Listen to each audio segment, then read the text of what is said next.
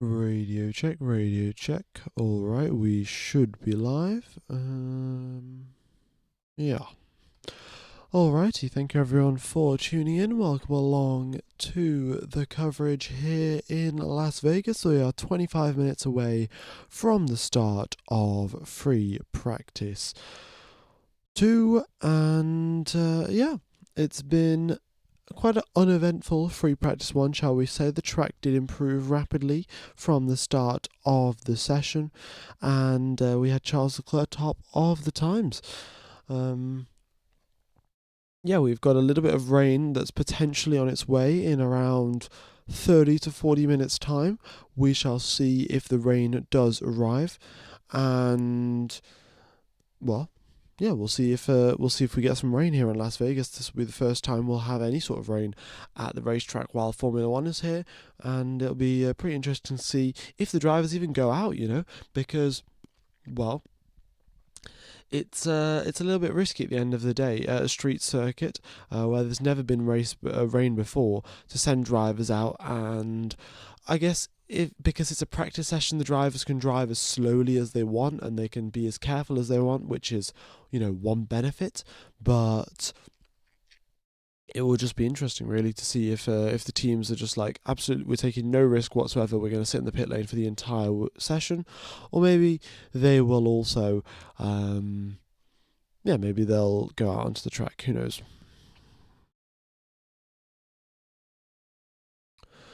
Mal, thanks for $2 donation. It's already raining, but it's light. Oh, okay. Well, it is already raining then, I guess. Well, thanks for the information, and I guess we'll see how it goes then. It's light rain in Las Vegas currently as the weather stands. F1 Gamer, why did you remove the team radios? Oh, I'll get rid of the team radios. Will be back once the session starts. I'll just move it over to this rather than what we've got currently. But yeah, that's normally how it'll work. Were you sleeping? Yes, I was. I had a quite the nice nap in between free practice 1 and 2, and clearly this is why my brain isn't operating very well. Um, yeah, I got woken up by the alarm about a few minutes ago, so that's why my commentary may not be perfect. Qualifying Slim should be pretty interesting in the rain. Also, W Series quali is after practice, so that'll be interesting too. Yeah, we'll sort of see how that goes, really, and we'll see how the drainage is as well. That's the other thing. Formula One circuits typically have to have really good drainage, because when it does rain, you want the water to not build up in these huge puddles. You want it to drain away as quickly as possible. And well, the drainage around the Las Vegas street circuit has never properly been tested. I'm sure the FIA did some minor tests here and there, making sure that the drain isn't going to get blocked straight away, but it isn't but it hasn't been fully tested out in, well, rain. So we shall see what the drainage situation is like in free practice 2. Currently the forecast is saying apparently 1 more hour of rain. So, well, that's good news, isn't it? We've got an hour and 20 minutes till the end of free practice 2. What is the time where you are located? It is 3:38 a.m. 3:38 a.m. Yeah, very, very tired indeed. Uh, Anything interesting happen in free practice 1? No, not really. I mean, we had a few drivers lock up and go straight on at turn number 12. So we had, I think it was Stroll, we had Albon, we had Hamilton, and I think that is it. Those 3 drivers went straight on. Maybe I'm missing someone, but apart from that, it was a reasonably standard free practice 1 session.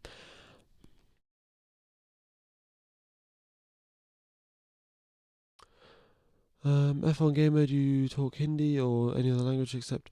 Yeah, I can talk in Hindi. Yeah. But given that, most people understand English, I'm going to stick to English. All right. Yeah. So, what else is there to talk about? Well, I guess we can talk about the Drivers' Championship, isn't it? That's always quite easy to talk about, isn't it? So, 390 points to Lando Norris, 366 for Oscar Piastri. That gap is 34 points and... Oh, sorry, 24 points.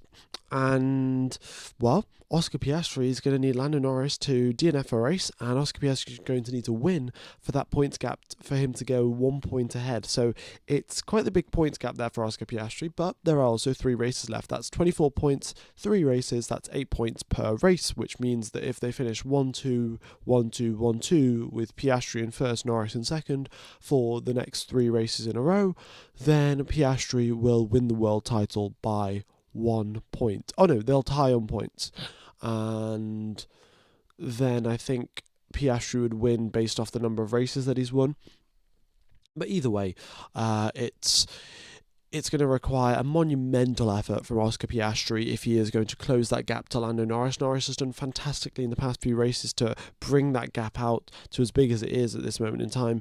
And there is, of course, a sprint race in Qatar as well to take into account. So there's a few more points on offer there, which can help out the drivers for the championship.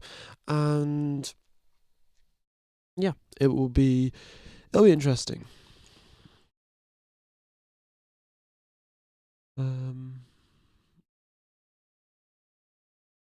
I'd like it to rain on race day. Well, we'll see what happens on race day. The forecast is still a little bit unsure.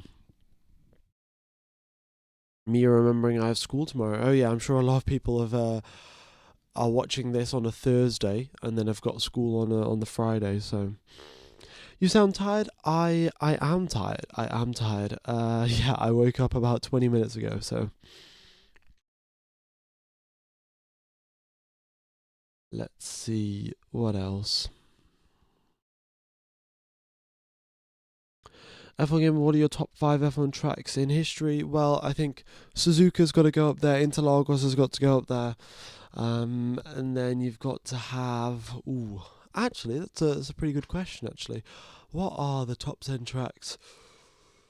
Silverstone's got to be there. I would also put... what? I can't even think of any more tracks at this point. My brain is not braining, to be honest with you guys. So, which other tracks have we got on the calendar? I'm going to have to get my phone out to look at the list. Kota's pretty good, actually, yeah. Kota is definitely also up there. I don't know if it's top 5 of all time, because I don't think we've been racing at Kota for all that long, to be honest. Sunset, Spa. Oh yeah, Spa. How could I forget Spa? And we have also got... Monza, yeah, Monza, there we go. Monaco as well. Monaco has to be there. I think I've gone over 5 though. So, yeah, those are my final answers. How do you think Red Bull Racing will look, assuming Yuki manages to do really well in the next race in the sprint? I think Yuki will stay at the Red Bull team in 2026, at least for the first half of the season, while Arvid Lindblad still isn't ready. Liam Lawson is not really up for promotion, and neither really is Isaac Hadjar. Isaac Hadjar could go up for promotion, but there's also not going to be too much harm in sort of just keeping him where he currently is. It's not the end of the world. F1 Gamer, did you make a lap around the Las Vegas circuit? Indeed I did. In fact, let me take you around a lap of the circuit. So let's get rid of this and let's put this on. Okay. So this is a lap of the Las Vegas Grand Prix. You make your way through turns number 16 onto this big old straight. Turn number 17 is the final corner. Just put the car to the left hand side, minimise the amount of steering wheel angle, and carry as much speed as you can through there. Through turn 1, go as deep as you can and compromise your exit, really, because it's not something that you hear very often me say, but you compromise your exit hugely, because you have to compromise it anyway for the run into turn number 3. You have to be over on the left hand side going through turn number 2 to make sure that your run through turn 3 will be good enough. So just to do that replay again, you brake super late into turn 1, hit the apex, and then don't go all the way out to the right hand side. Just sort of be in the middle of the track and then pull yourself over to the left to make sure your entry into turn number 3 will be good enough. You make your way through turn number 4, and then you're onto this long straight. You've got DRS down this straight as you head towards turn number 5,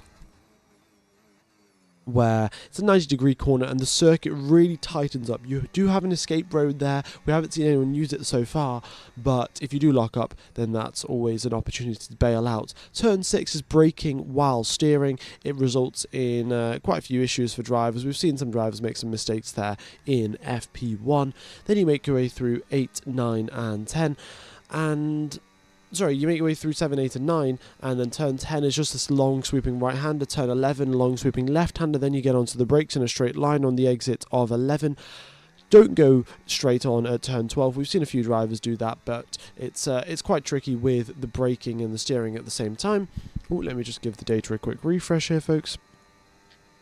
And the data will be back in 30 seconds, but you make your way down the back straight here. You've got DRS again, drivers reaching 345 kilometers per hour or so, then onto the brakes for turns number 14, 15 and 16. It's a triple chicane, and back onto the power for the final corner. And that is a lap of Las Vegas. The drivers spend a lot of time at full throttle at this circuit, and there's really not all that many corners, so just a lot of really not that many corners, so a lot of top speed, very little downforce, and that is sort of the motto here in Las Vegas. So that, tends to benefit a few teams, apart from a few teams like Williams, where top speed is king. Williams tend to do pretty well. It's not going to do so well for the Alpine team because they haven't got so much downforce. They haven't got so much engine power, but the other key thing here in Las Vegas is that track temperatures will be really low, and low track temperatures will mean that that McLaren's biggest advantage, which is managing its tyres, is no longer going to be relevant because, you don't have to manage your tyres so much because the track temperature is so low. And that should bring Ferrari and Red Bull and Mercedes much closer into the battle. So we'll see if that comes true. Okay. F1 Gamer, thanks for all the hard work you put into your streams. Thank you, Mikey. Really is appreciated. Anyone that's tuning in. We've got 800 people tuned into live stream. Thanks everyone for coming along to the coverage here in Las Vegas. And it's, as you can see up here on the screen, it says rain is equal to yes, ladies and gents. So we have got rain on the circuit. It is light rain out on the racetrack, which means that we could have absolutely no running whatsoever, but we could also have quite a few drivers going out on some intermediate tyres, maybe just to get a little feel for the conditions, and that'll be nice and exciting. Okay. What's the track on the right of your background? This is Interlagos. We raced here. This was the last race that Formula 1 was at, and then this is Suzuka. Yeah. We've got a slightly new setup here, folks. For anyone that didn't tune into the Free Practice 1 stream, I've just moved from... for this weekend, I've moved back from university, back into my parents' house to make sure that I don't wake up my roommates, and also, just come home because it's quite nice to come home. So... yeah, that's why we've got a slightly different setup and slightly different background compared to normal. But yeah, next race back in Qatar, I'll be back with the usual setup.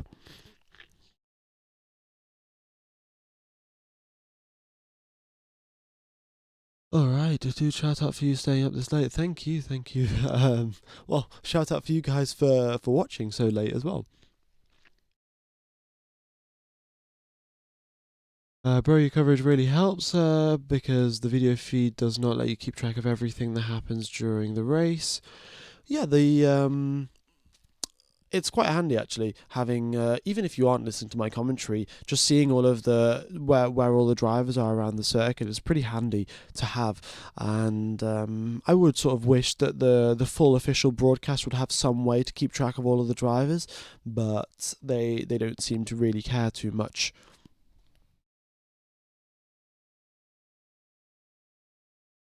All right. Do your parents know about your YouTube? Yeah, I mean, I'm commentating here at 4 a.m., so I'm pretty sure my parents do know about my YouTube. Yeah.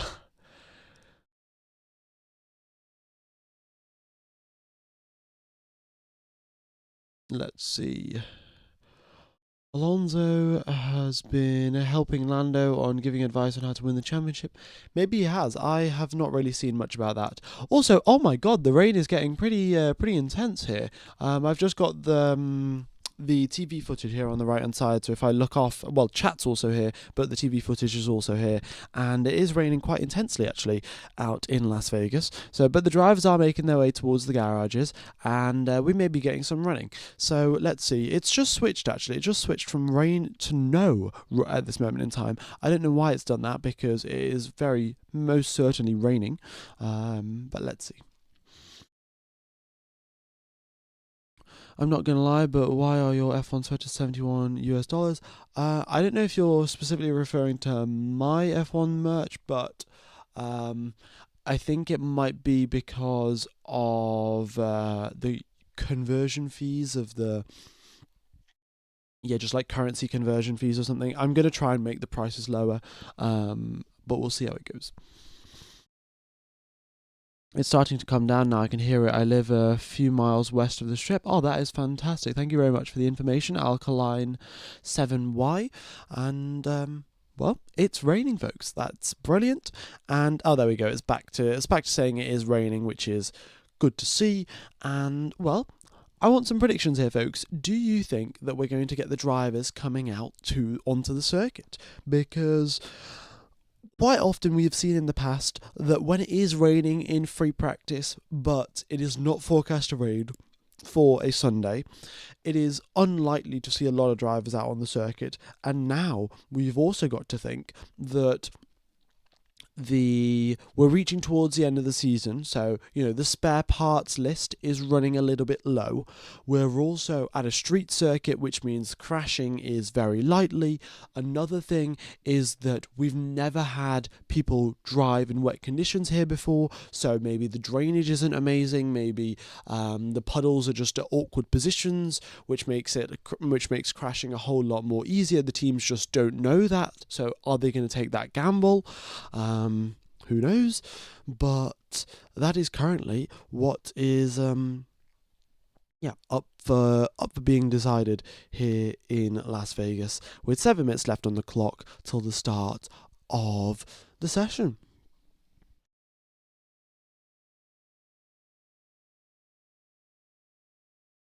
The rain won't help a thing. Got to add that to the words of wisdom. For sure, for sure. All right. Will it be inters or wet based on how much is raining? It'll be intermediate conditions.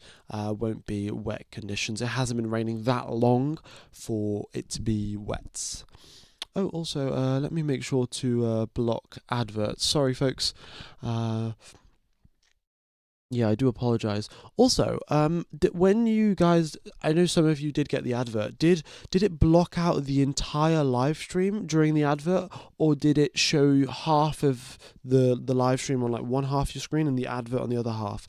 Because YouTube sent me an email saying that they're going to start trying out adverts where during a live stream, rather than getting rid of the entire broadcast, what it would do, it would move my broadcast to the left hand side, and then the advert would be on the right. Now, I don't know if that would mean it will still play my audio or if it will play the advert's audio, but yeah, I don't know if they said that. Okay, so some people said it was an entire thing. Some people though did get half and half. Okay, half and half stream with no audio. Okay, so does that mean that you guys can't listen to me, and you watch? Okay, you get the advertisement audio. Okay, interesting. Yeah, because YouTube was trying that out, and I didn't say yes, I didn't say no, but clearly, well, YouTube has turned it on for this channel. So but it's clearly not working for everyone. Maybe it's only people that are on, watching on their computer or maybe watching on their TV, because on your phone, I don't know how it would fit. So interesting though. Thanks guys for the information, and I'll sort of see what I can do. But by the looks of it, what YouTube is trying to do, at least going into 2026, they are trying to stop me from just banning adverts outright and having these side by sides, half and half adverts play, which obviously isn't great, but sometimes there's just not anything that I can do. So I'll do my best to carry on blocking them, but I'll have to keep you guys posted on the situation. Okay, it covered the entire streaming Australia on an iPad. Fair enough. Yeah, I mean, I guess it also depends on the region as well. It may be different for the US, maybe different for the Europe and Australia and stuff like that. All right, and here we go then. Oscar Piastri heading towards this garage. 4 minutes left on the clock, and we should be getting underway for some running very, very soon. Not shocked. YouTube's always changed their UI layouts for TVs. Yeah, it's not ideal really. But hey ho, YouTube's really the only. YouTube have got a bit of a monopoly, haven't they? If you want to watch some video or some live stream, I guess for a live stream you could watch Twitch, but for a video, what else are you gonna go watch?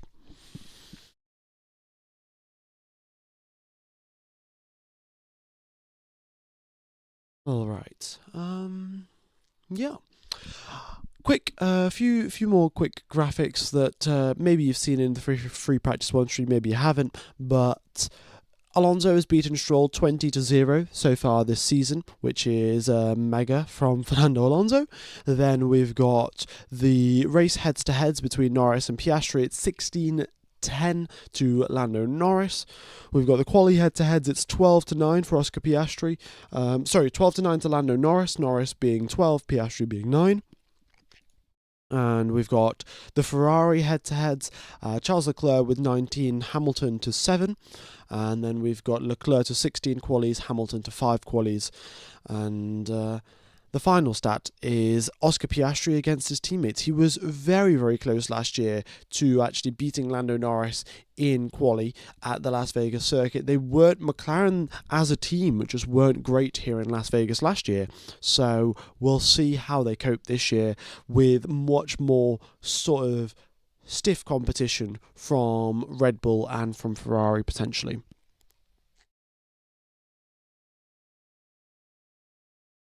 Can you explain the chance of rain? Well, the chance of rain is, I think, 50% or something, 55%.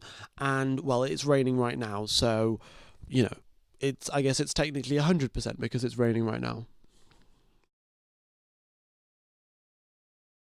But we have got someone that is living, a few miles away from the Las Vegas circuit, and they have typed in the chat saying that they can also listen to the rain, they can see the rain outside, and well, we can also see the rain on the camera. So the circuit is definitely wet, and well, we're going to see how the drivers cope with that. We've got 1 minute and 40 seconds left on the clock. Are we going to get drivers out onto the track straight away? Is it inters or wets? It is definitely intermediate tyres. It's not a full-on monsoon or anything like that. The rain is still relatively light. All right. Oh, there we go. It's turned to rain now. So it's sort of switching on between on and off now, and we'll see how that affects things with... What about if it rains on qualifying and not on race day? Well, the drivers will just have to deal with it, won't they?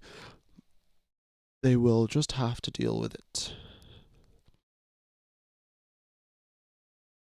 Hamilton struggling while his teammates up at the top. Yeah, Leclerc was doing quite well actually, and Hamilton not so much in free practice 1, but at the end of the day, it's free practice 1. It's not going to matter all that much. FIA to ban the rain in 2026 with penalties included for violations. Facts.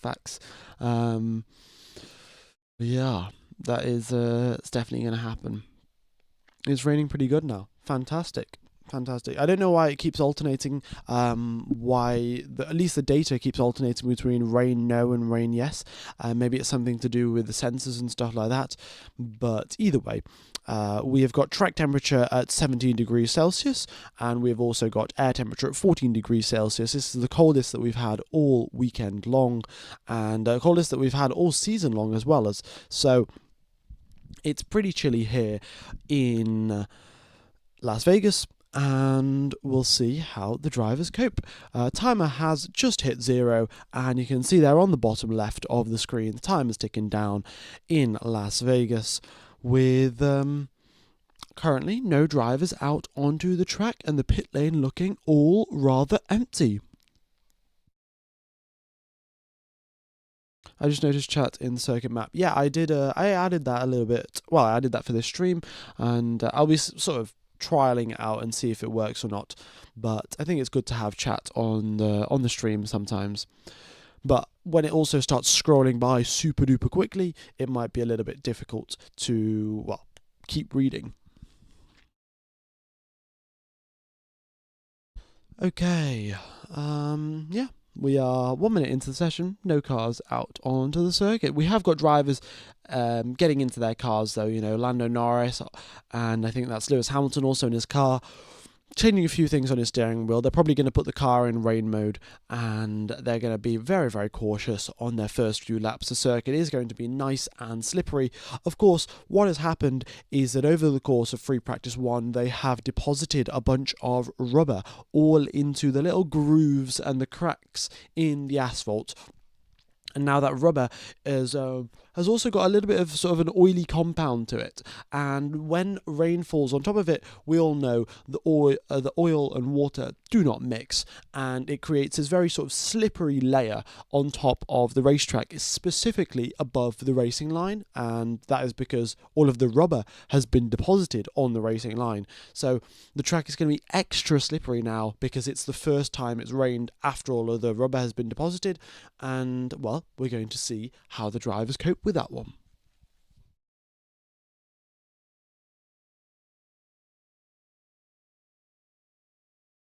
Okay.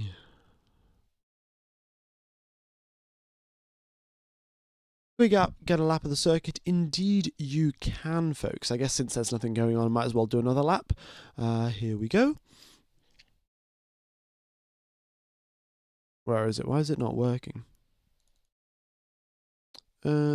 Give me a sec, folks.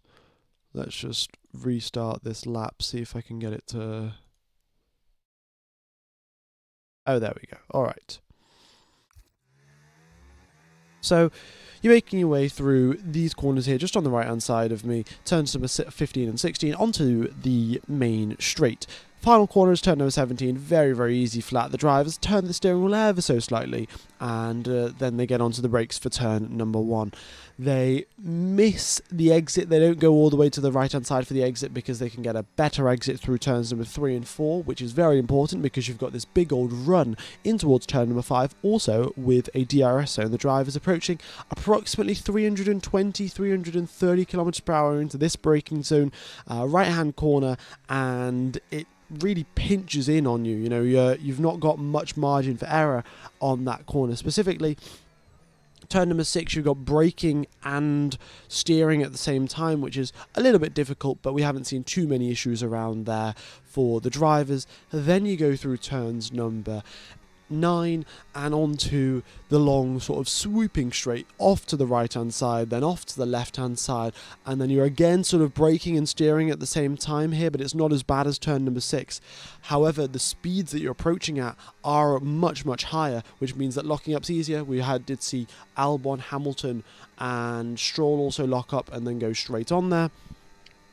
And then you've got this very, very long straight with another DRS zone to top it off. 347 kilometers is the highest top speed that we've seen so far this weekend at this straight. Onto the brakes for the final triple chicane, where you have another overtaking opportunity, and then you go on to the main straight again. So that is a lap of Las Vegas, to be honest. It's not the most technically challenging circuit, really. You know, there's just a lot of top speed, and there's a few high-speed corners here and there, but really, there aren't all that many corners compared to other racetracks, and the teams can run really low downforce levels. And we are now 5 minutes into the session, and nobody has come out onto the track just yet. Okay. Going on the track now is a waste of time and equipment. Yeah, I mean, you're not really going to learn much about things that are going to help you in the dry, of course. That is never really going to happen when it's wet conditions. But there is the chance that, maybe it does rain during quali, maybe it does rain during the race, and your drivers will be a little bit more prepared for that situation. You know, if you look back to 2008 Monza, where Sebastian Vettel won, he got pole and then won. Why did he do that? Is because during the entire Friday practice, he was there out in the wet conditions, gaining experience, driving around, learning where the circuit's quick, learning where it's slow. And then, of course, when it came round to qualifying and race day, he had so much more pace than everyone else. So it can pay off at times, and we've just got Gasly and Russell and Colapinto making their way out onto the circuit on a set of medium tyres. Clearly, the drainage must have been really good around Las Vegas if they're out on mediums, because the track was most certainly damp, and the rain has stopped at this moment in time, but clearly it's not going to be an issue. Nobody's coming even out on medium tyres, so I was expecting intermediates for maybe, 3 laps, 4 laps at the start from a few drivers, and then going out onto the softs and the mediums. But I guess the medium tyres are fine. It's the drainage is good enough.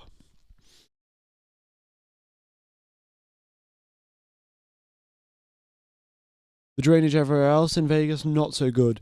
Yeah, it's, the FIA has very, very strict rules on how good the drainage should be at a Formula 1 track, because they don't want issues caused by aquaplaning, caused by huge puddles. And, if Vegas is going to pay so much money for Formula 1 to race here, they can't just get the race cancelled because the drainage system wasn't good enough. So, they built a pretty good drainage system. Why are McLaren poor here? Well, there are no, of course, definitive answers that I can give you. I don't work for the McLaren team, but one reason that a few people think that McLaren isn't so good is that McLaren's biggest strength is managing their tyres in hot conditions when other teams struggle to manage their tyres. Now, here in Las Vegas, we have the lowest track temperatures of the season, which means that McLaren's one of their biggest advantages has basically disappeared, because nobody's really managing their tyres all that much around Las Vegas. The issue is much more about building tyre temperature, and exact opposite of McLaren's strength, which means that, of course, they're not going to be as quick. And that brings Ferrari and that brings Red Bull a lot closer. And another thing is that McLaren, of course, haven't had the best straight line speed out of all of the cars. If you look throughout the entire season, Red Bull have consistently been hitting higher top speeds. Ferrari also has been hitting better top speeds than the McLaren team. And the McLarens always run a little bit more downforce, always a little bit slower down the straights. And at a circuit like Las Vegas, where there are huge, huge straights and it's very top speed oriented, their advantage is not going to be all that amazing. Okay.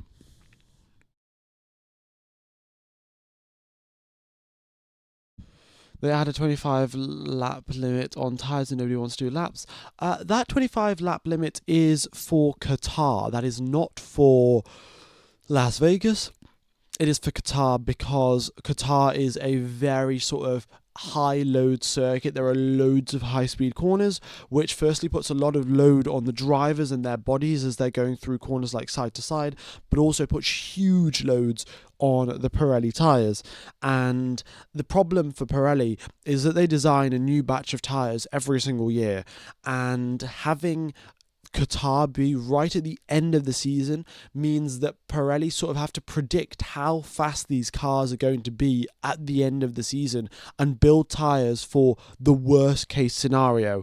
And essentially, Pirelli, their predictions of how quick these cars were going to get were a little bit off, and they didn't expect the cars to get this quick. They didn't expect the cars to be putting so much load through the tyres, and so as a safety measure, as a precaution, they've said only 25 laps will be allowed on any set of tyres in Qatar, because we do not want any tyre failures.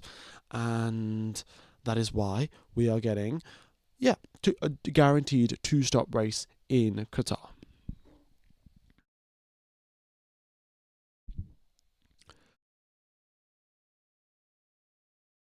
All right.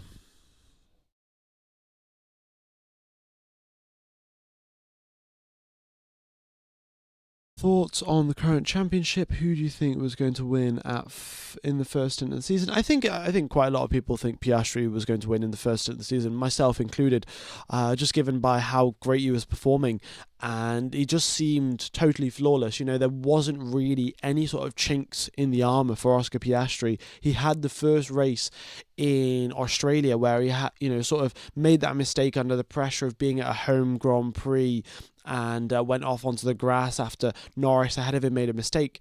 And since then, though, Piastri was consistently delivering brilliant performances after brilliant performances, and he just looked flawless. And at that point, I was like, oh, Piastri might have this championship in the bag, and it might be easy for him, but clearly that hasn't worked, and clearly it hasn't turned out as expected. So, but Piastri still has an opportunity to fight back. There are still 3 races and 1 sprint race left to go, and that's more than enough time to claim back the 24-point gap that he has got to Lando Norris.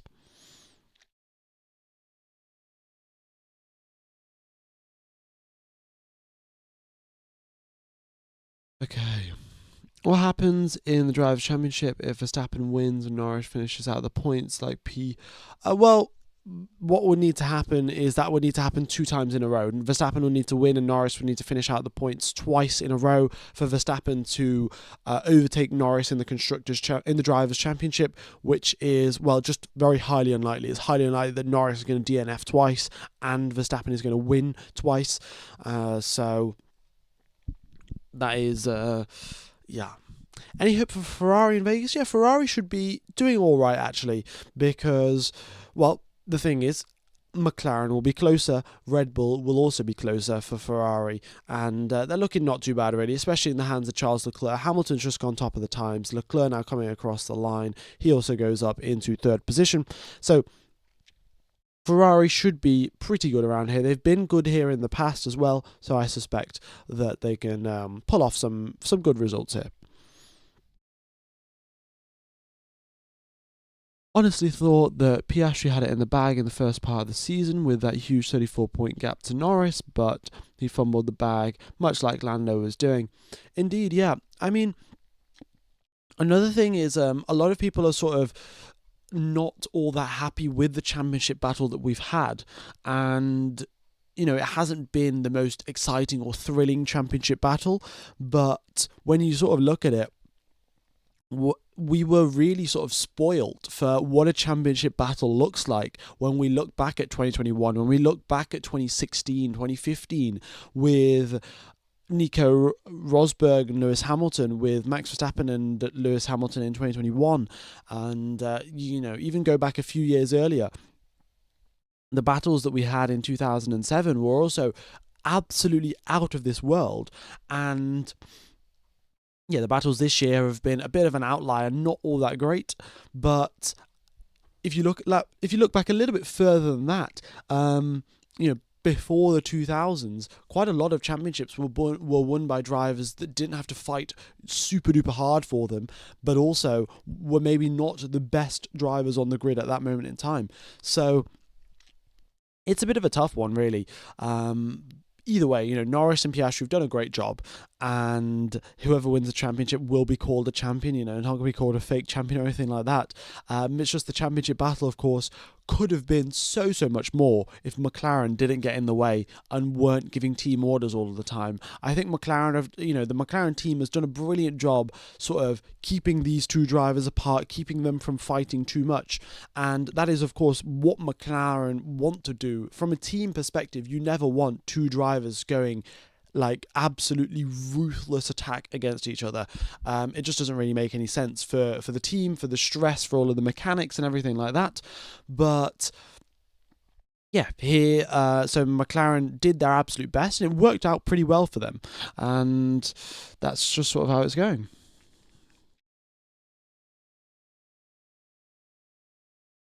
Okay. What's this? A lot of people talk about the Ashes. To be fair, we'll probably have quite a few Australians all watching the stream, given that it's quite the nice time zone for them. Antonelli goes top of the times. It is 3/10 clear of Max Verstappen there. Lewis Hamilton, purple sector 1, purple sector 2, and he's getting a nice little tow as he heads down towards turn number 15. We'll see what he can do.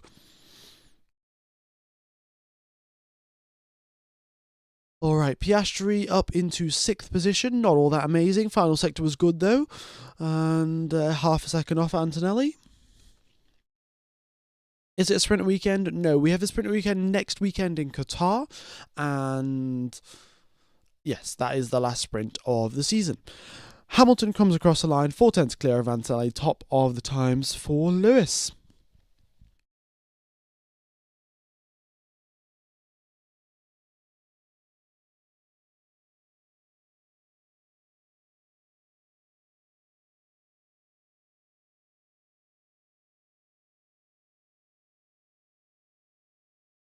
Oh, the Ashes. Oh my god, yeah. Australia are doing pretty well in the Ashes, aren't they? 95 for 4 after only 21 overs. I mean, that is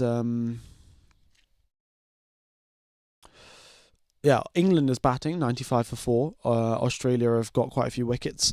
Pretty good going there from the Aussies. Okay.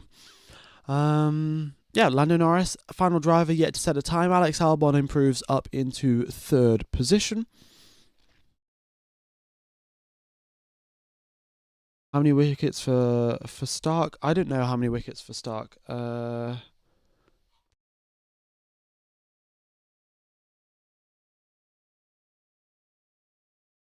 I guess someone in the chat will know.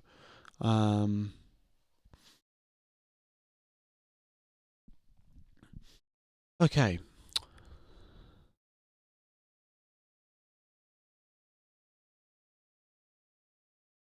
$42 minutes remain of this session. No sign of intermediate tyres. Everyone out on mediums.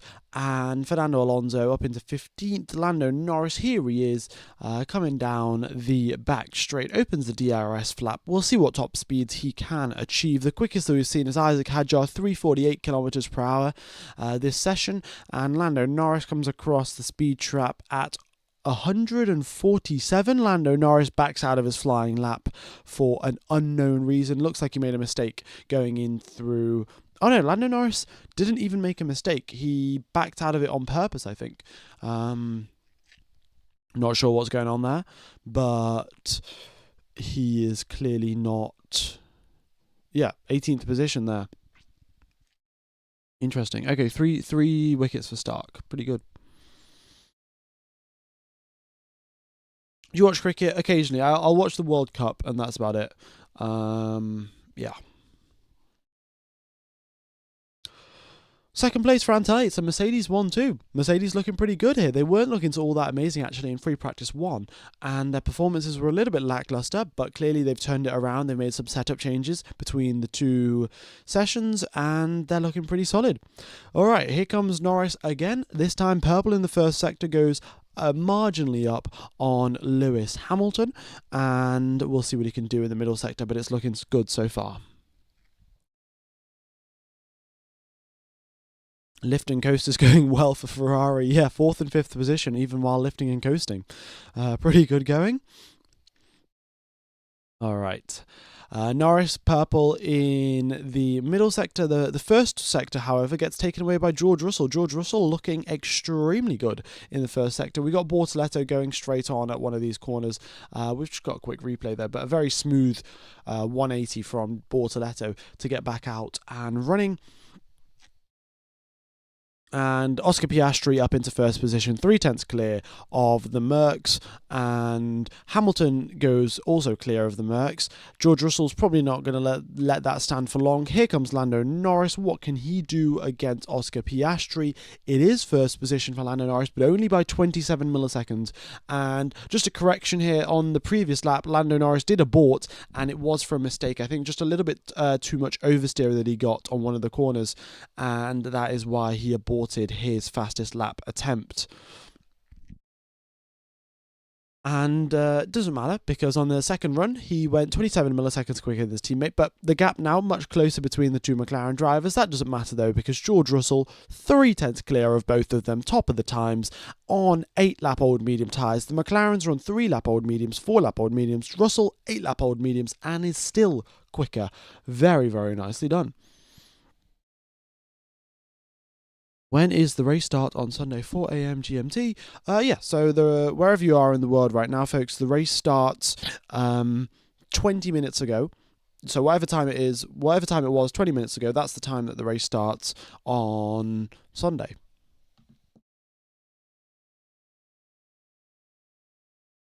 Track temperature keeps dropping. Indeed it does. I mean, it's getting later and later into the night, and given that, Las Vegas is in a desert, it gets very hot in the day, it gets very cool in the night, and of course the water that fell onto the circuit is also helping cool down the track and reduce its temperature as well. So track temperature 17 degrees. Verstappen does a flying lap, however, does not gain all that much lap time, and in fact ends up in 8th position, 6/10 off the pace. Not great from him. We'll see what his teammate Tsunoda can do. Tsunoda is also half a tenth back, but Tsunoda's actually been doing pretty good this weekend so far.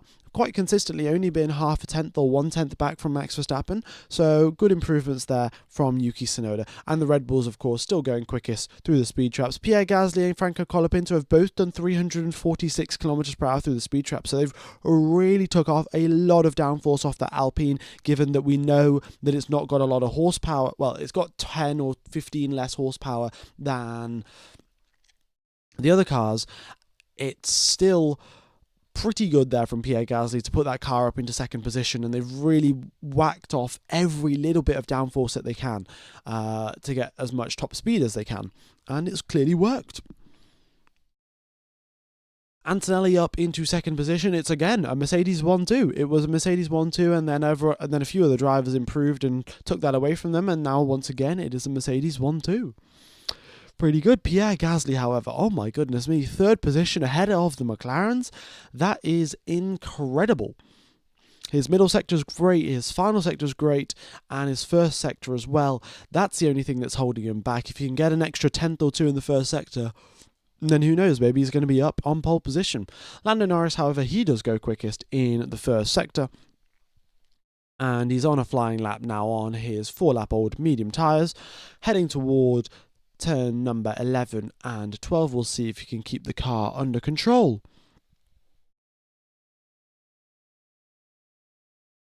Alright, Bortoleto and Hulkenberg, unfortunately 19th and 20th position for them, dead last. Bortoleto slowest through the speed traps, and Hulkenberg not doing all that amazing either. Hamilton does go quicker than both Mercs, top of the times. Ferrari, we are so back, ladies and gentlemen, and we'll see what Charles Leclerc can do. His previous lap, however, was 7/10 off Lewis Hamilton's. Piastri improves, splits the two Mercedes drivers, and is up into 3rd position. Lando Norris, however, goes 2/10 quicker in the middle sector alone compared to his teammates, and here he is coming across the start-finish line. What's it going to be for the British driver? 1st position by 2/10 of a second. Hamilton was great. Lando Norris has just put in a lap that was even better. The wind has also started to pick up ever so slightly, folks. 8 kilometers per hour is the wind blowing from the northern direction. So that is blowing across the circuit this way, I think, according to what I remember from the map. So it's giving a driver a tailwind down this back straight, which could explain the slightly increased top speeds that we're seeing this session. And it's giving them a headwind as they go that way. Yeah, as they drive this way, they get a headwind this way. Yeah. Verstappen improves up into second position, goes between Lando Norris and Lewis Hamilton. Very nice job there from Max, and he's also on a 9-lap-old set of medium tyres, whereas Norris was on slightly fresher rubber. George Russell is in second fastest in the first sector, so everyone's still improving the circuit, still rubbering in. A few bits of rain here and there did slightly delay the rubbering in process, but the track is getting quicker and quicker. We're getting closer to last year's pole time, which of course was a 1 minute 32.3 from George Russell. Lando Norris has done a 1:33.9 so far, so we're about 1.6 seconds off the pace, but you put on some soft tyres, you lower the fuel load, and we'll be getting a whole lot closer to that very soon.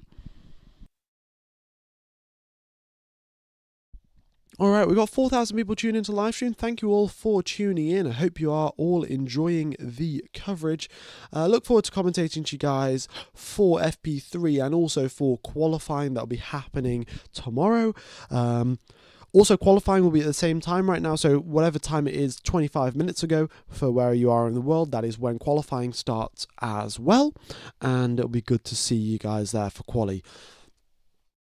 Gasly improves up into fourth position. Great job there from Pierre Gasly. And we've got George Russell up into second place after improving again on some pretty old medium tyres, to say the least. George Russell is looking brilliant.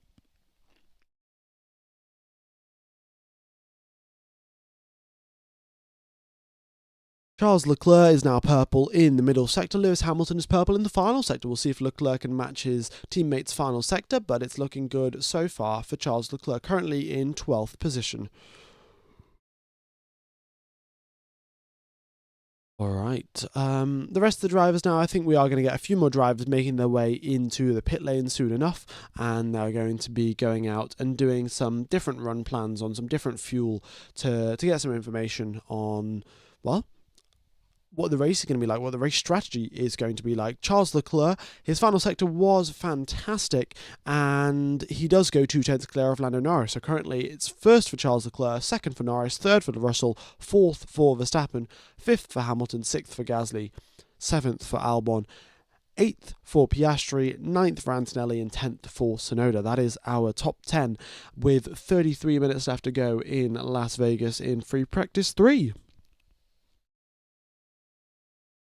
Yeah, it's looking good for Charles Leclerc. We're back with a Ferrari cycle, of course, of being on top. We'll see how long it lasts.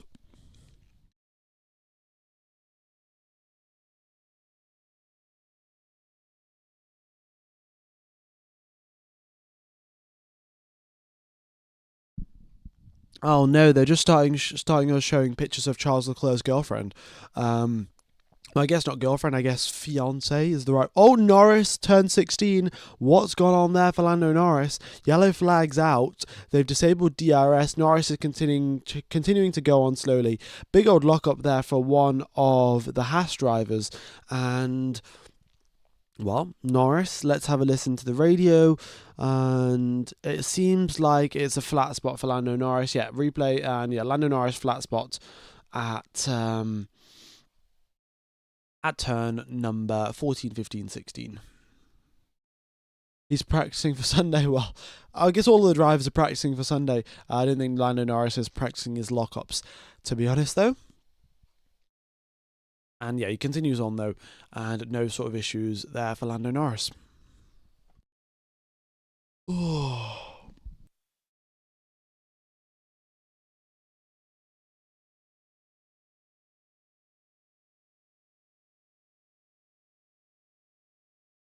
Berman left a nice smoke cloud for Lando Norris. Yeah, I mean, he did. I think Norris also left a nice little banana peel for Oscar Piastri back in Brazil, didn't he? During the sprint race. So I guess it's fair enough. I don't know. It wasn't. It was quite interesting how Norris hit that puddle on that lap, and then on the following, and then right behind him, Piastri crashed, Hulkenberg crashed, and then someone else also crashed as well. Quite interesting to say the least.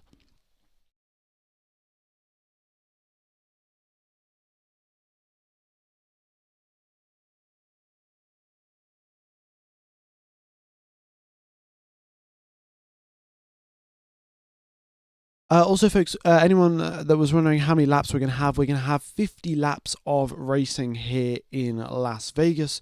So, yeah, 50 laps of racing. It's exactly 6 kilometers or around about is this racetrack.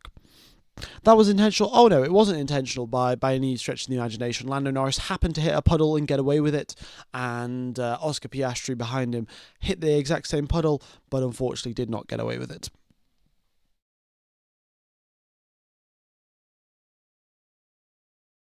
Okay.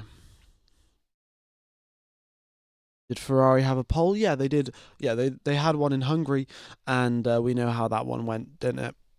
A whole lot of lifting and coasting, and yeah, Charles Leclerc's stint wasn't amazing at the end there.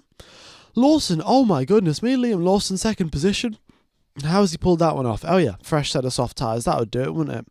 And second place there for Liam Lawson, 1/10 back from Charles Leclerc. Very nicely done on a fresh set of tyres. We'll see what his teammate Isaac Hadjar can do. He's currently making his way towards turn number 14. Also, I'd like to say that livery that the Racing Bulls have got is fantastic. It looks like a back of a CD player, like all of the reflections and everything. Oh, another yellow flag. Who is that? That is Isaac Hadjar going through turns number 14, 15, 16. Yep, that's a lockup if I've seen one before, but either way, Hadjar continues on, no damage done, and he will be able to continue. Oh, folks, we're back at it again. You've just shown me Liam Lawson's car, and then you've just shown me Liam Lawson's girlfriend. I don't care. I just don't really care. But nice livery there on the Racing Bull. Would like to see if they could continue on just with that livery all the time.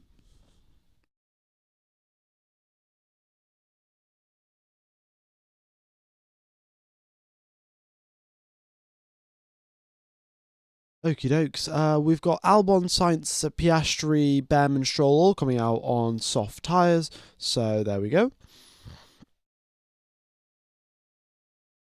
And yeah, brilliant, brilliant.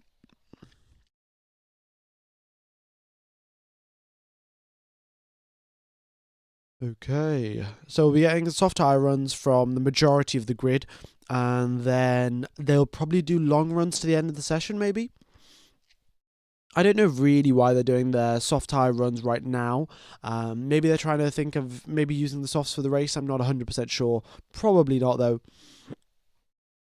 You could get away with it because track temperature and tyre degradation is so low here in Las Vegas. You might be able to use the soft tyres for the race, but the hard tyres aren't looking all that great. You know, Bortoletto did a stint on them in FP2. Hulkenberg did a stint on them in FP1. It isn't looking amazing, but we shall see what the teams decide to do.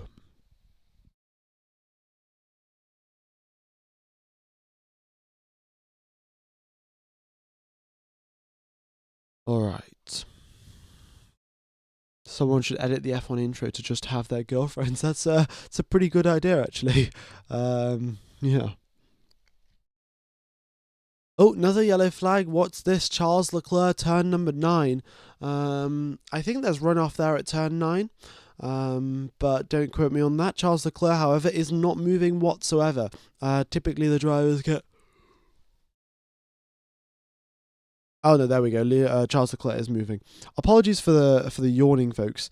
It is 4:30 a.m. here, and I have had a grand total of about 2 hours and 30 minutes of sleep. So, do apologise. Yes, Charles Leclerc did have a he managed to reverse it out from the barriers, got a little bit close, but has continued on without any significant damage.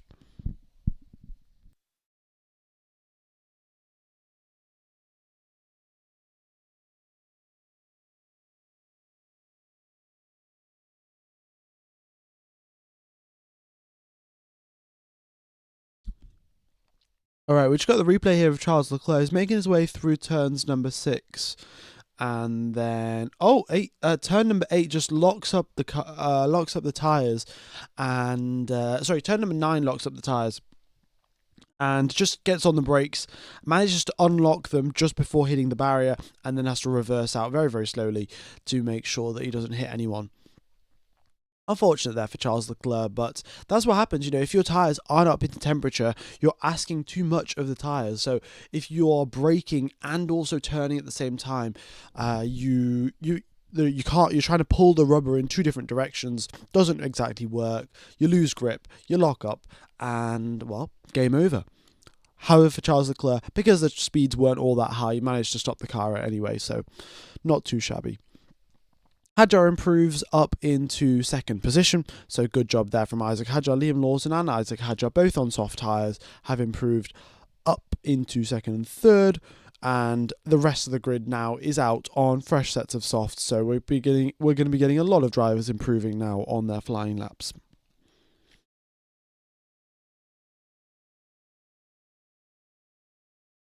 Okay.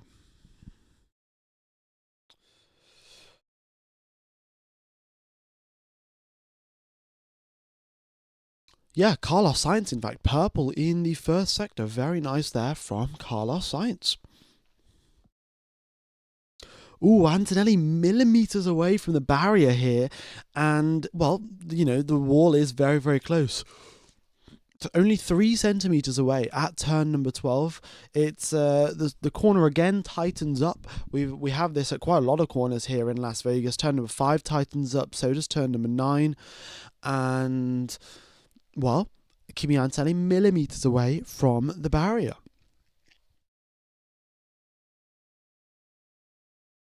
Alright then, Norris takes away Sainz's purple first sector, looking good there from Lando Norris.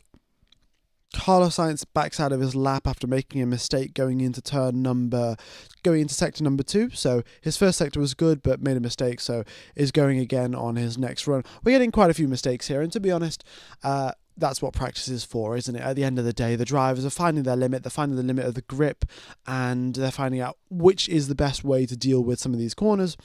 And then, hopefully, for qualifying, they'll be able to deal with them quite well. And Norris goes purple in the middle sector as well. Brilliant job there. Oh, we've got another yellow flag. That's Pierre Gasly, turn 5. And Gasly went straight up at turn 5. That's what Alonso's just said over the radio. So, yeah, Gasly's going to have to do a 180 and make his way back out onto the circuit. Currently yellow flag. And that's ruined a lot of people's flying laps. Not ruined Kimi Antonelli's, however. He goes top of the times, a 10th clear of Charles Leclerc. And here comes Lando Norris, purple in Sector 1, purple in Sector 2, yellow in Sector 3, but he's 23 milliseconds clear of Kimi Antonelli, very, very close indeed. Hulkenberg up into 4th position, very nice job there from the Hulk, and he's 3/10 back from Norris. And yeah, Gasly managed to get going again, so no issues on that part. But yeah, a lot of laps ruined, basically. A lot of drivers were on a good flying lap and then had to just slow down again. So,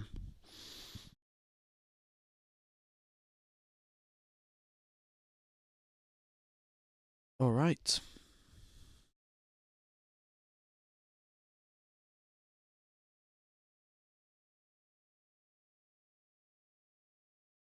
Also, folks, if you haven't hit the like button, be sure to do so. It goes a long way to helping out the channel. I've also not got the correct...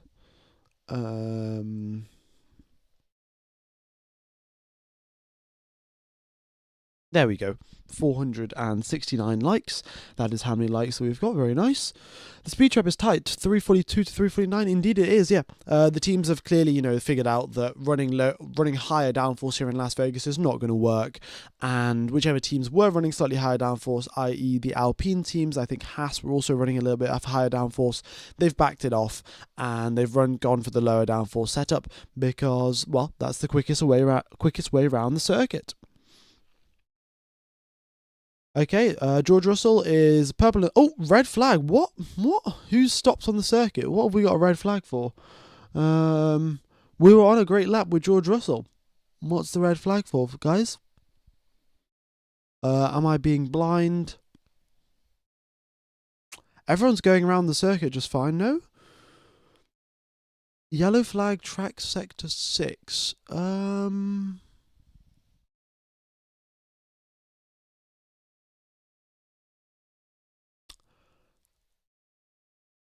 Yeah, Oscar Piastri. This was going well. Interesting. They're monitoring some rain. Okay, Colapinto said that there's some rain. We don't know why there is some rain drop. We don't know why we got a red flag. Even the Sauber engineers don't know why we've got a red flag. That's what they've just said over the radio. Oh, are we unsure? Yeah, they're unsure. Even the McLaren guys don't know.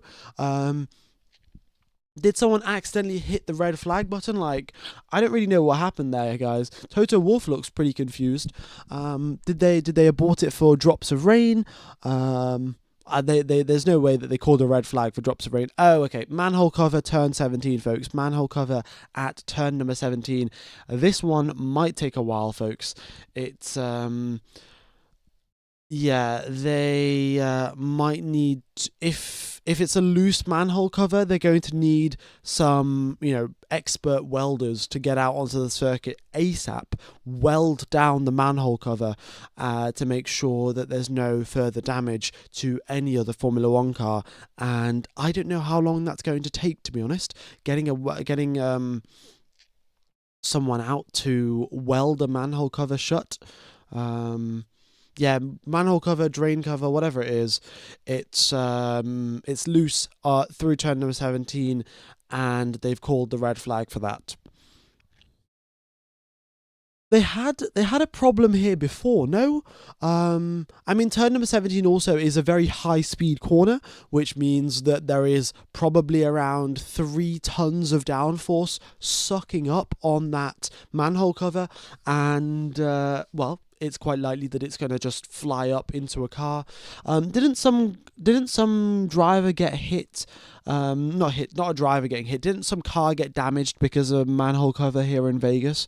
I think it was Carlos Sainz at some point, but I cannot remember. Okay, it was Sainz. Okay, Sainz, yeah. So there we go. Yeah, so it's happened before here in Las Vegas, and it's happened again. And there we go. Drain covers are small like a football. Manhole covers are bigger like a steering wheel. Interesting. So they've declared the track to be clear and they've declared DRS to be enabled, but they have not, of course, let the green light happen at the end of the pit lane. So we shall see how long it takes them to fix that. I don't know, folks. Have you got any predictions? How long will it take to fix the manhole cover here in Las Vegas?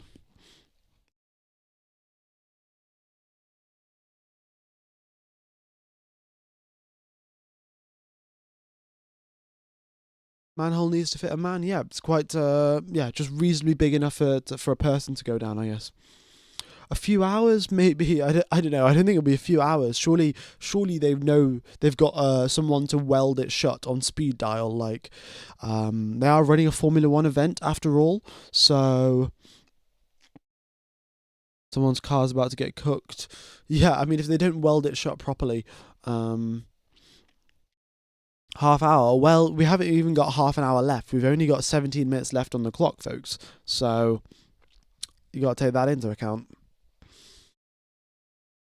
Also, folks, be sure to hit the like button. Be sure to subscribe. If you haven't hit the subscribe button already, it goes a long way to helping out the channel. And yeah, making sure that I can carry on providing good content for you guys in the years to come. Got some plans for interviewing some Formula One engineers over the off season, asking them about, what's it like to work in Formula One, what's the 2026 cars like, things like that. So we shall see how that goes. I'll do my best to get these interviews out as quickly as I can, but I do also have exams in the off season, so I'll have to figure out that schedule. Yeah. Folks, do you have any questions that you would want me to ask an F1 engineer? Reasonably serious questions. These people are working in an actual Formula One team. We don't want any silly questions sort of being asked. But if you guys do have any interesting questions that you would want to ask, be sure to drop them in the chat, and I will make a note of them. So, well, when the time comes for an interview, I'll have some pretty good questions. Why don't they stop the time when the manhole cover stops them from doing laps? They might actually do a time extension. So typically what we've seen happen in the past is that if there is a red flag for like a reason that isn't a driver's fault or anything like that, sometimes if the schedule allows, what they'll do is they'll add 15 minutes onto practice during the session. Right, well, having these spammers in the chat is just a little bit pointless. What are you studying? I am studying engineering, yeah. What team's engineers are you likely to get? Well, currently, I have got in contact with McLaren and some McLaren engineers, Williams and Mercedes. Those are the three teams that I'm most likely to get someone from. But who knows? We'll see what happens. So, would love to know how they expect Active Aero to work in 2026 and how it would affect stuff. Okay. Question for an engineer: how long to become an F1 engineer, and what does it take? Well, normally you either sort of need a degree in mechanical engineering or in sort of like an aerodynamics sort of thing. So you could maybe do an aerospace degree, that might work. And essentially, once you do that, and well, ideally live in the UK, because that makes it a lot easier to get a job in Formula One, given that all of the teams are in the UK. And then you sort of just apply, really. You do a lot of CFD practice during your university time and understand how CFDs work and things like that. And then you apply, and it's sort of it's not a luck-based thing, but there are, like, if there's one job available at Red Bull, there'll be 100 people applying to that job. So it's a little bit difficult to get. Mechanical engineering, folks, mechanical. Okay. Please ask how many sketches / plans do they come up with for building a Formula One car. Will do. I mean, I think Red Bull at some point said that there's over 200,000 parts. If you include every single little screw, nut, bolt, you get to around 200,000 for Red Bull. So it is quite the complex piece of machinery, to say the least.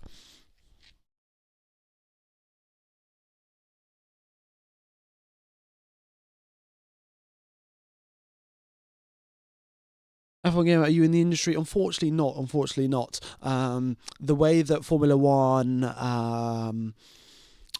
when you sign up to work for a Formula One team, you have to sign a contract, and the contract includes and involves saying that, I will not run my own personal social media channel about Formula One, and that could say not personal information, like technical information about the team and stuff like that. So even if I wanted to, let's say, and I'm good enough to get a job in Formula One, I'd have to shut down the YouTube channel to do so, and that's something that I'm just not really going to do. They also do hire electrical engineers as well. You know, these Formula One cars are getting more and more electrical as the days goes on. You've got very complex ECU systems, and, you know, the steering wheel has got about 30 buttons. They need people to program all of these buttons. They need people to do simulations to work out which is the fastest place, which is the best place to deploy your battery around the course of a lap. So maybe, you know, maybe it's on the exit of turn number 4, maybe it's on the exit of turn number 16, or is it right at the end of the straight, right at the start of the straight? What's the best way to do it? So there are loads of different things that Formula One teams want, and Cadillac is hiring, folks. So, you know, if you are interested in working in Formula One, Cadillac is hiring quite a few people for their roles next year. I don't think they'll resume the session. They might not. I don't know. I'll stick around for the end, but yeah, we'll see how it goes. Welders be like, not my job. Of course, yeah. I don't know if the welders want to sort of take that risk, you know, like if there's only one welder there and is like, if he hasn't got the correct tools to do so, you know, you've got to make sure that this weld can hold up to 3 tons worth of force. It's no insignificant amount of force that's going to be applied to these manhole covers. So you either be absolutely sure that it's going to hold, or you just say, you know, this weld isn't going to hold, I need proper equipment out here, and it's just not going to work. So without it, please ask if there's a possibility that we could race on the moon or on ice in the future. Well, who knows? Maybe we will. I don't think on the moon, because there isn't oxygen for the engines to work, or there isn't any air for the engines to work. But on ice, potentially. Can you explain the new front and rear wing regulations for 2026 to compensate for DRS? Essentially, I think how it works is you just get a little bit more downforce if you're the driver that's following. Or maybe... actually, no, don't quote me on that. I will find out and I will let you know. I probably would remember if, you know, you asked me this question at, during a stream when I wasn't half asleep, but... yeah, it's currently 4:50 a.m. How would you apply for the Cadillac team? You'd go on their website and then there'd be a careers page or something. Probably, yeah. Cadillac F1, I think that's what their website is.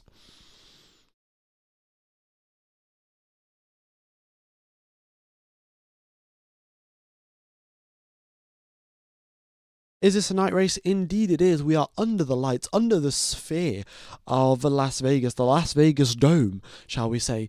That is watching onwards as we go racing here in Las Vegas. 9 minutes and 13 seconds left on the clock, and yeah, still no running. The Las Vegas is as busy. The Las Vegas Strip is as busy as ever. All the lights, all of the billboards. It's a little bit crazy, to be honest. Like, surely if you're like living in, or not living, surely if you're in one of those hotels and like outside the window, you've just got these huge billboards just blasting out the most bright light that you can ever see. Surely that's not going to help you sleep.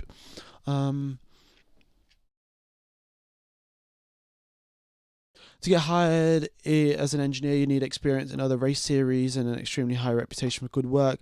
Yeah, quite a lot of people do also, when they make their way towards Formula One, that isn't their first job in motorsport. Quite often, you know, maybe they will have done a bit of Formula 2 work, maybe worked with some Formula 3 or Formula 4 engineers, and then also...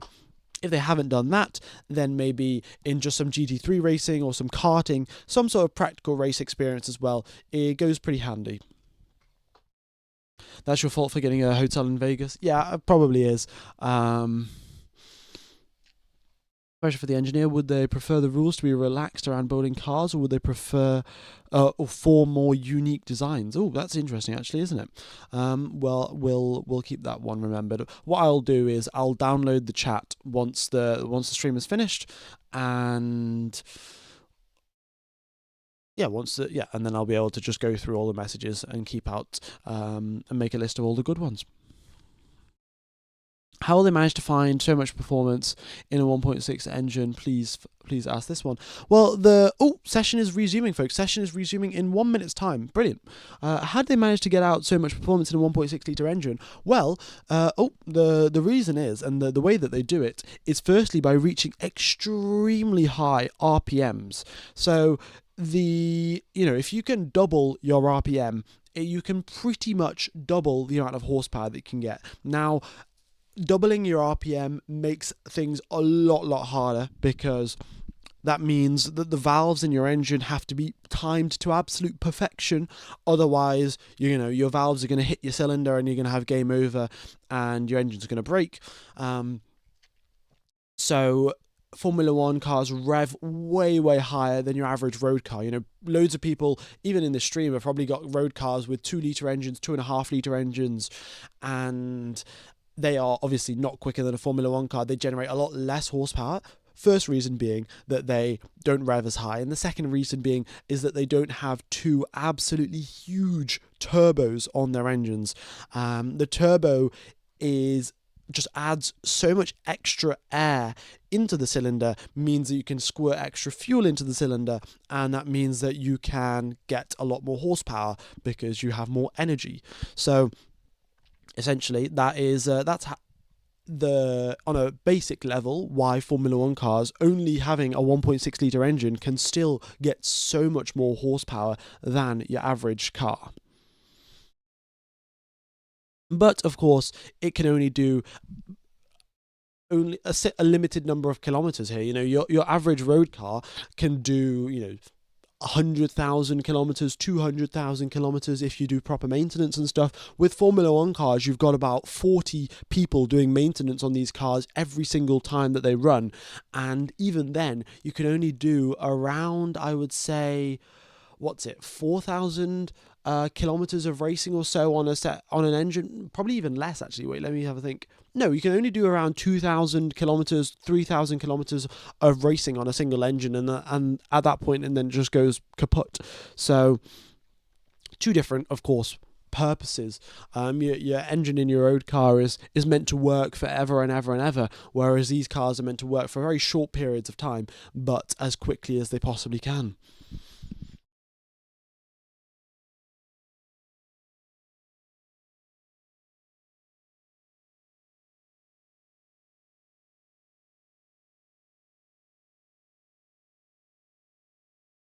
Okay.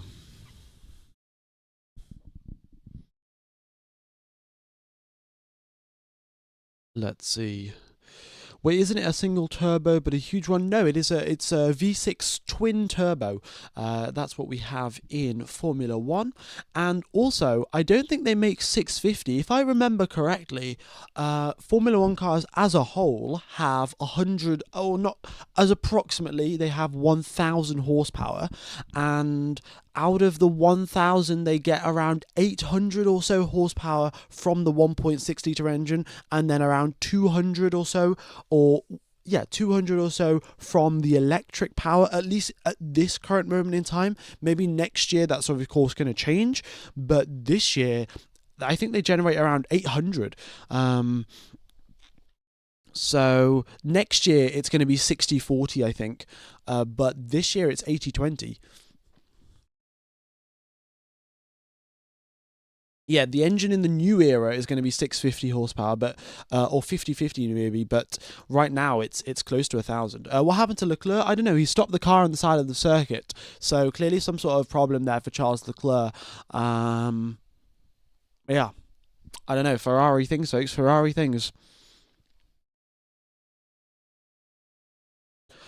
So the way that they're reducing the horsepower, I mean, of course, we're going to have pretty much the same 1.6 litre V6 next year, but the reason the horsepower is going to dip from 800 down to 500 for the 50-50 split is probably going to be because they're going to have a lot less fuel that is allowed to go into the engine. So they have a limit on the amount of fuel that you can put in, and that results in, well, less horsepower.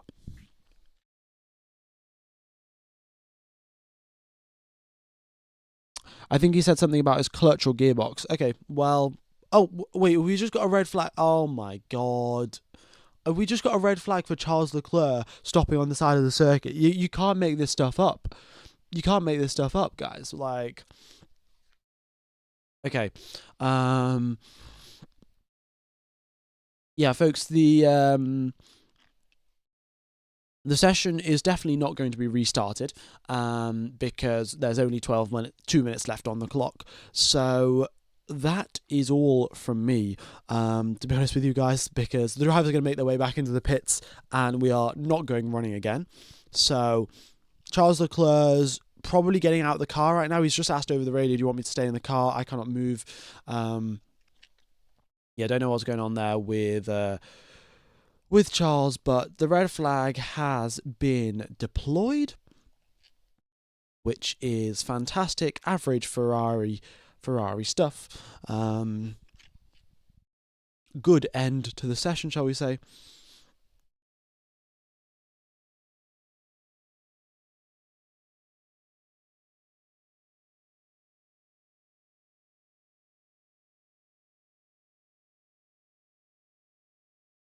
All right. So I think that's it then. I'm going to pop a link to the FP3 stream in the chat. And so, yeah, if you guys are going to tune into FP3, then go ahead and click that link. There's also the FP3 and Quali are both up on the channel page right now. So if you guys do want to go check that out, go ahead and hit the reminder button, hit the like button. It goes a long way to helping out the channel. It is now just hitting 5 a.m. and I've had 2 hours of sleep. So I'm going to try and get some sleep, to be honest. It's been a pleasure commentating to you guys. Hope you guys have a wonderful morning, day, afternoon, evening, or night, depending on where you are in the world. And yeah, that is the end of FP2. We've got Norris top of the times, Anthony second, Leclerc third, with some Leclerc having some engine issues or gearbox issues at the end of the session. All right then, so I shall see you guys tomorrow for free practice 3 and for qualifying. Nice and exciting. Hit the like button, hit the reminder button. See you tomorrow. Bye bye, folks.